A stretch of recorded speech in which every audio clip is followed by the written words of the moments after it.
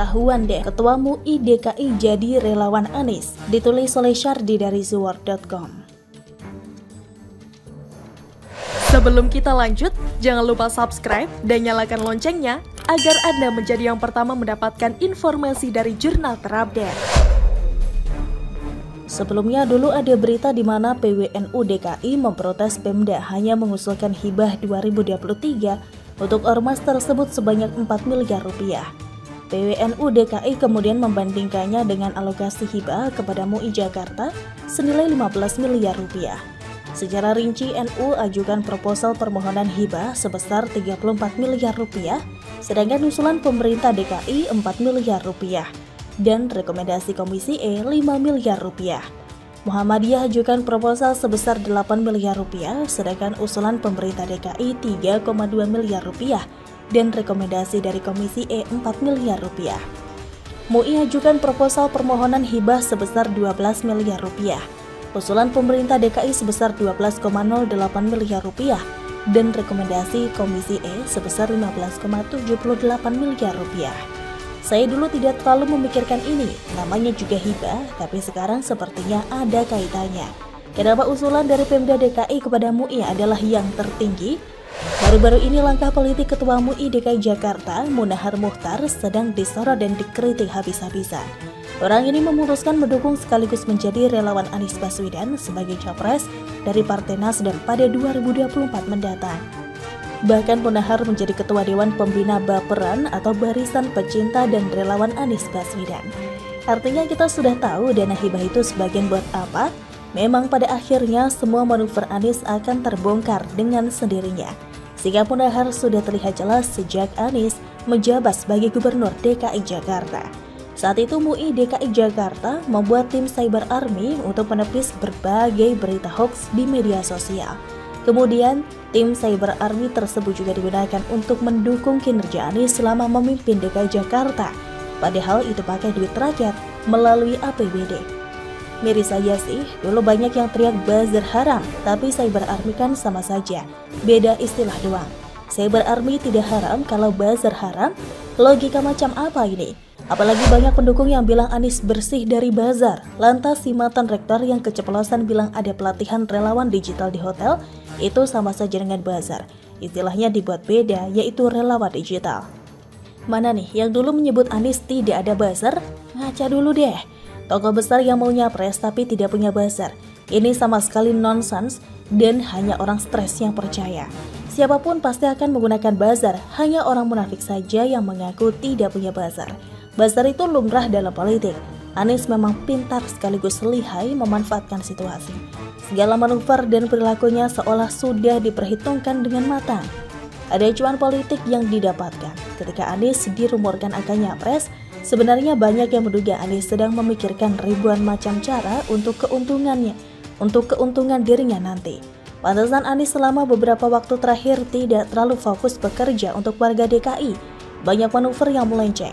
Mungkin bisa jadi dia diam-diam menanamkan pengaruh kepada pihak-pihak tertentu yang dianggap besar untuk tujuan politiknya kelak.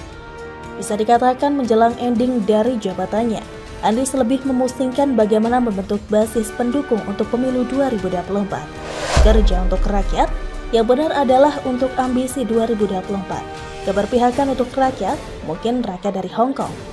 Memang tidak ada aturan yang melarang Ketua MUI DKI untuk mendukung capres tertentu, tapi ini bicara etika. Kalau bicara tentang etika, harusnya dia mengundurkan diri dari posisi ketua dan fokus mendukung Anies sebagai manuver pribadi. Kalau tidak mau mundur, ya tentu saja mau tidak mau harus mengaitkan ini dengan dana hibah yang teramat besar. Jangan salahkan publik yang curiga bahwa ada udang di balik batu dari dana hibah yang begitu besar kepada MUI DKI. Dan ini semakin membuat rakyat curiga dan bahkan yakin Anies lagi-lagi terlibat dalam politisasi agama. Ketua MUI DKI jadi relawan, apakah itu etis? Silakan rakyat menilai sendiri siapa itu Anies, apa ambisinya dan siapa orang-orang yang ada di sekelilingnya. Jadi teringat dengan pujian dari Wiz Khalifa yang menyebut Anies terlalu bersih sehingga orang-orang di sekelilingnya miskin semua. Numpang ngakak aja deh. Dulu ada yang bilang Anies bersih dari oligarki. Apa kabar private jet? Bagaimana menurut Anda? Nasdem dan PKS panik, Anies dianggap tidak etis, ditulis oleh Fransen Arianto dari siwar.com. Sebelum kita lanjut, jangan lupa subscribe dan nyalakan loncengnya agar Anda menjadi yang pertama mendapatkan informasi dari jurnal terupdate. Pernyataan anggota Bawaslu bahwa safari politik Anies Baswedan tidak etis membuat partai pendukung Anies meradang. Partai Nasional Demokrat atau Nasdem dan PKS menyebut pernyataan itu konyol dan meminta Bawaslu tidak ngadi-ngadi. Jadi pernyataan saudara Puadi kemarin, pernyataan konyol menurut saya karena di waktu yang bersamaan Bawaslu mengeluarkan putusan bahwa Anies dan Nasdem tidak melakukan pelanggaran. Tapi di waktu yang bersamaan dia mengatakan ada pelanggaran etik karena kampanye diam-diam. Kata Wakil Ketua Umum atau Waketum Nasdem Ahmad Ali seperti dikutip dari detik.com.